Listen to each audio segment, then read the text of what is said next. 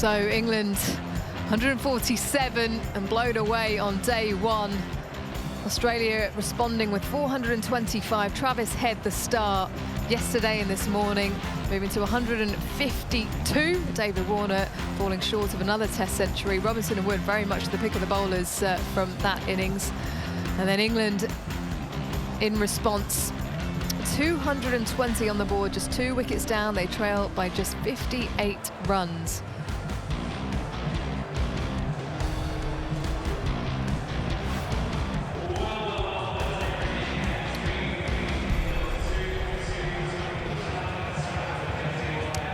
Well, we have a Test match on our hands. The Harvey Norman highlights. England started the day 196 runs behind, Kerry. They did. And the Australian tail wagged a bit, but in the end it was Joe Root and Dawood Malan that held centre stage. Root so clinical off his pads, Malan so strong, square of the wicket on the offside. And he played the extra cover drive on. This was the shot for me, Joe Root. He doesn't go down the ground that much. Malan, anything too straight, went through mid-wicket. Trademark area for him, backward of point. Root's a sweeper.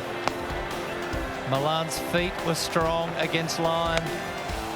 And when line pulled down, Root found the boundary, as did Malan off Labuschagne.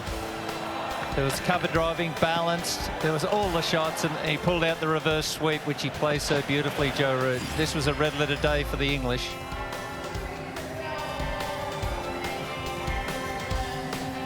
Yeah, wanting to make a statement here at the Gabba. First Test, nothing's really gone England's way so far. And shown tremendous character to be able to get up to a partnership worth 159. How important is that going to be when it comes to the end of this Test match, Shane? Yeah, look, it's going to be interesting to see what ends up happening at this. What happens tomorrow morning will be really good, because at the moment, you know, it's 58 runs behind England. It's you know, Australia is still ahead, but what a fight back from England today. 2 for 220, 2 guys in the 80s, Malan on 80, Root on 86. It's you know, 8 wickets hand. They've got plenty of batting to come. I tell you what, this is interesting. It's going to be good to watch.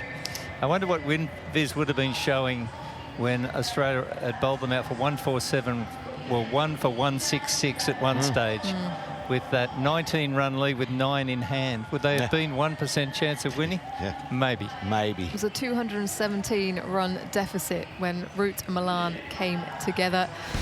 The way things have been going, you just wondered how long they were able to stick out there, especially with the bowling of Australia. Rory Burns with that delivery from Pat Cummins, that extra bit of bounce.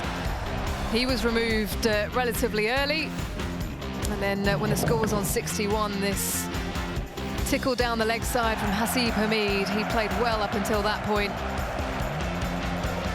And Australia felt that they were in the ascendancy. Just looking at that, Isha, looking at the wickets and everything then, and you look at the bounce and the carry with that new ball, and then once it gets to 35, 40 overs, the difference when we saw the batting partnership before too. So really big difference once it gets to 35, 40 overs. And often, King and Isha, as you've seen, that ball that got Rory Burns sends a shiver through the dressing room. The batting room, oh, that got so big on him from just on a good length. Batting's going to be tough. Well, Malan and Root made light of that later in the day. Pat Cummins, captaincy. What did you make of it today? Yeah, I thought he's been okay. I thought he's done well the first few days. This was the first time he'd really been challenged. I thought he rotated his bowlers well enough. The only question I had was Hazlewood only bowled 8 overs, didn't bowl for the last 2.5 hours. So let's hope he's not injured. But he's such a good bowler, Hazlewood. Would have liked to see him. But otherwise, I thought it was good. He gave Marnus Labuschagne a bowl, brought Lyon back a few times, a few of the fields.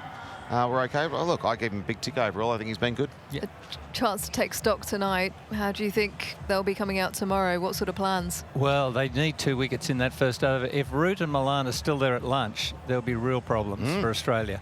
So that's the Englishmen have to start as they did. Let the ball go. Play into their planned areas. Malan square of the wicket offside. Root playing all those technical shots. High front shoulder.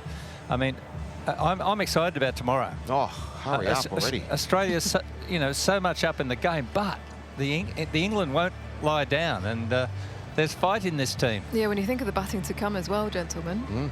Stokes, Pope, Butler. If they have a platform and Ben Stokes has a day out, it could get nasty for the Aussies. Well, there's 10 overs till a second new ball. If these two are still in at the start of the day and get through that second new ball, and they have 15 or 20 overs with that second new, when the bowl's getting tired, and then the likes of Stokes, Pope, Butler, Wokes all come in, they could actually seriously get a good lead. So this game is way, way, way away from being over. And little Jack Leach waiting in the wings. Imagine that. He goes well in the fourth innings of games, averages 18 per wicket. Late fourth day on the fifth. Who knows, Jay Leach. So maligned, yeah. If they have 200-run lead or something like that and a wearing pitch, tired Aussies trying to hold off, Jack Leach firing it into the pizzas and the foot marks. Joe Root as well against the left-handers from Australia. He might come into his own on day 5. Still plenty to unfold, Isha. Absolutely. So I like how you're building this up.